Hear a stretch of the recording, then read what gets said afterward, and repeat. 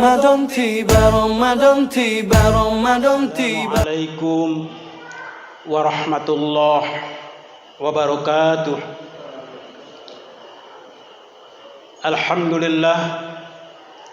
Alhamdulillahilladzi anzala as-sakinata fi qulubil mu'minin liyazdadu imanan ma'a imanihim. Asyhadu an la ilaha illallah wahdahu la syarika lah wa asyhadu anna Muhammadan abduhu wa rasuluhu la nabiyya ba'dah. Allahumma salli ala Muhammad wa ala alihi wa sahbihi faman tabi'ahu wa wala amma ba'd. Hadirin jamaah salat tarawih rahimakumullah. Alhamdulillah, kita bersyukur kepada Allah Subhanahu wa taala. Allah telah menyampaikan kita pada bulan Ramadan tahun ini, dan alhamdulillah kita sudah menyelesaikan saum kita pada hari yang ke-27. Semoga saum yang sudah kita lakukan dan amal-amal ibadah yang kita lakukan selama Ramadan Allah terima sebagai bentuk amal soleh yang kita lakukan, dan semoga ke depan Allah berikan kesempatan pada kita untuk menyelesaikan Ramadan tahun ini, dan sekaligus memberikan kesempatan kepada kita untuk mengaktualisasikan nilai-nilai Ramadan dalam kehidupan keseharian kita. Hadirin jamaah yang berbahagia, kultum pada malam hari ini temanya adalah menjaga lisan dari perbuatan yang buruk. Konteksnya adalah bagaimana kita menjaga lisan kita, menjaga perkataan kita dari hal-hal yang dilarang oleh Allah Subhanahu wa taala. Ini menarik untuk bisa kita kaji, kita bahas, karena memang apapun yang kita katakan, apapun yang kita lakukan, semua akan dimintai pertanggungjawaban oleh Allah Subhanahu wa taala.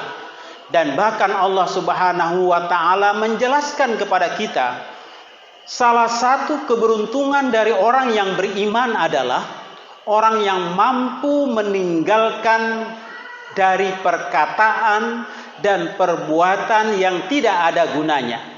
Qad aflahal mu'minun, sungguh beruntunglah orang-orang yang beriman. Walladzina hum 'anil lagwi mu'ridun, dia yang selalu menghindarkan dirinya dari perkataan, dari perbuatan yang tidak ada gunanya. Itu artinya apapun yang dia katakan adalah hal yang memberikan manfaat. Apapun yang dia ucapkan adalah kalimat-kalimat yang mengajak kepada kebaikan, kalimat-kalimat yang mengajak kita pada jalannya Allah Subhanahu wa taala. Kenapa ini perlu kita lakukan?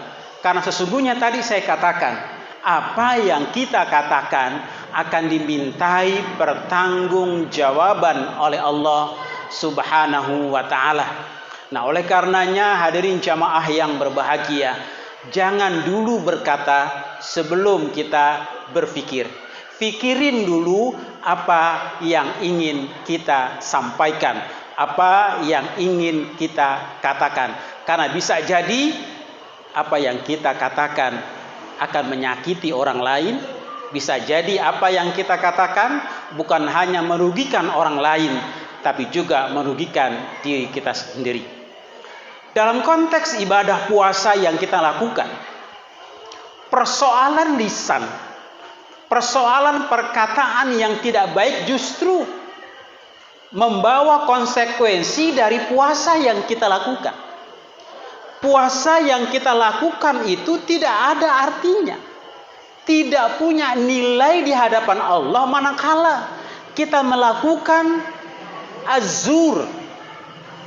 Rasulullah SAW bersabda, "Man lam yada qaula zur wal amala bihi falaisa lillahi hajatan fi ayyada'a ta'amahu wa syarabahu." Imam Asyuyuti memaknai kata azur itu adalah bohong, dusta, fitnah. Itu masuk dalam kategori azur. Itu artinya kita yang sedang berpuasa tapi masih dusta, tapi masih bohong, masih ribah, masih fitnah, dan seterusnya yang sejenisnya dengan itu, maka Allah tidak butuh dengan kita tidak makan dan minum itu. Itu artinya Allah tidak butuh dengan puasa yang kita lakukan. Kesimpulannya, puasa kita nggak ada artinya. Puasa kita nggak ada gunanya. Puasa yang kita lakukan tidak berdampak pada perilaku kita. Mungkin ustadz-ustadz sebelumnya sudah menyampaikan, kalau Ramadan ini dikatakan sebagai sahrut tarbiyah, bulan pendidikan, yang mendidik kita salah satunya adalah agar kita bisa qaulun ma'rufun, qaulan syadida, kita berkata yang bijak, berkata yang baik, kita bisa memilih kata dan seterusnya. Maka Rasulullah Shallallahu Alaihi Wasallam bersabda, "Man kana yu'minuna billahi wal yaumil akhir, falyakul khairan aw liyasmut." Barang siapa yang beriman kepada Allah dan hari akhir, berkatalah yang baik atau diam. Itu artinya berkata yang baik atau diam itu menunjukkan keimanan kita kepada Allah dan hari akhir. Kalau kita percaya kepada Allah dan hari akhir, insya Allah yang keluar dari mulut kita adalah sesuatu hal yang baik, sesuatu yang terus mengajak diri kita kepada Allah Subhanahu wa Ta'ala.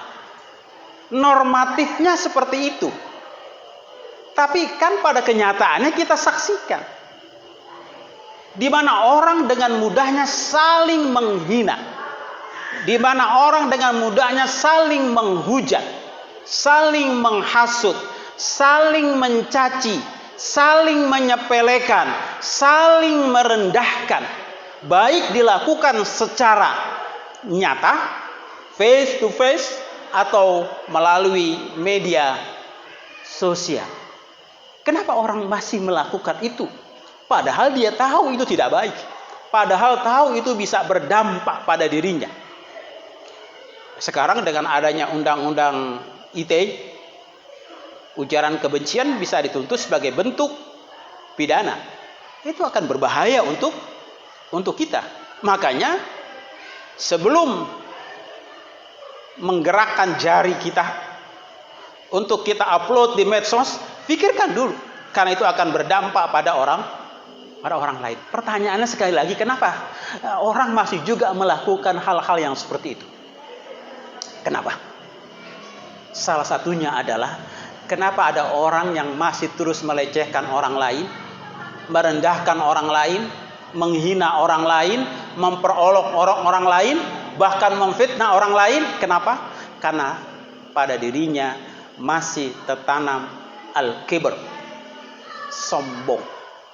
Kesombongan inilah yang membuat orang itu seringkali melecehkan orang lain, merendahkan orang lain.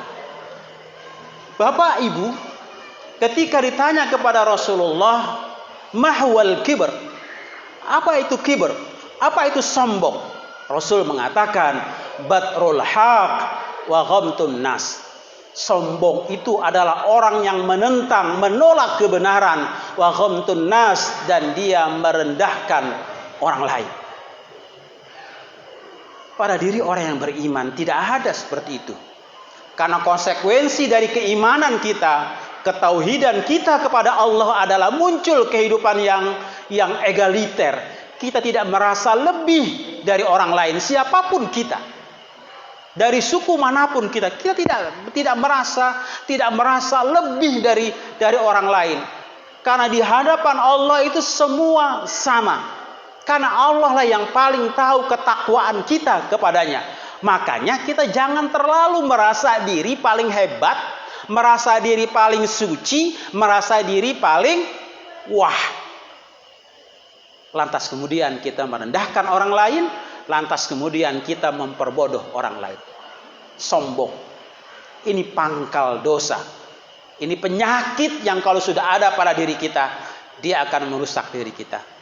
Makanya Allah Subhanahu wa taala mengingatkan kepada kita, wala tusa'ir khaddaka wala tamsi fil ardi maraha innallaha la yuhibbu kulla mukhtalin fakhur. Janganlah kalian palingkan wajahmu dari manusia karena sombong. Saya ini, saya ini, saya ini, saya ini. Keakuannya yang dimunculkan. Dan jangan berjalan di muka bumi ini dengan angkuh. Sesungguhnya Allah tidak suka kepada orang-orang yang angkuh dan mengagungkan dirinya. Pak, Ibu, kita hidup bermasyarakat ini saling mengisi, saling menjaga, saling memelihara. Makanya jangan pernah membicarakan aib orang lain. Jangan pernah mengumbar aib orang lain. Ketika melihat orang lain, lihatlah kebaikannya. Dan sebaliknya, ketika melihat diri sendiri, lihatlah kekurangan kita. Itu cara kita mengendalikan kita. Karena hadirin jamaah yang berbahagia, sekecil apapun kiber, sombong itu ada di dalam hati kita,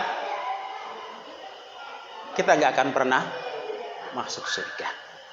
Tidak akan masuk surga, kata Rasulullah, orang yang di dalam hatinya ada sombong, meskipun sebesar zarah.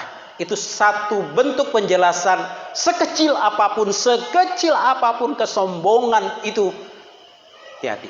Nah, oleh karenanya hadirin jamaah yang berbahagia, tanamkan dalam hati kita kebesaran Allah, keagungan Allah. Karena dengan cara itulah insya Allah kita bisa merendahkan diri kita serendah-rendahnya di hadapan Allah. Karena yang maha agung, yang maha besar hanya Allah Subhanahu wa ta'ala. Kita semua ini sama-sama sebagai hamba Allah yang senantiasa harus watawassaw bil haq, watawassaw bis sabr, watawassaw bil marhamah. Saling nasihat menasehati dalam kebenaran, kesabaran dan kasih sayang. Kita bersama-sama untuk menjaga diri kita dari perkataan-perkataan yang tidak ada gunanya.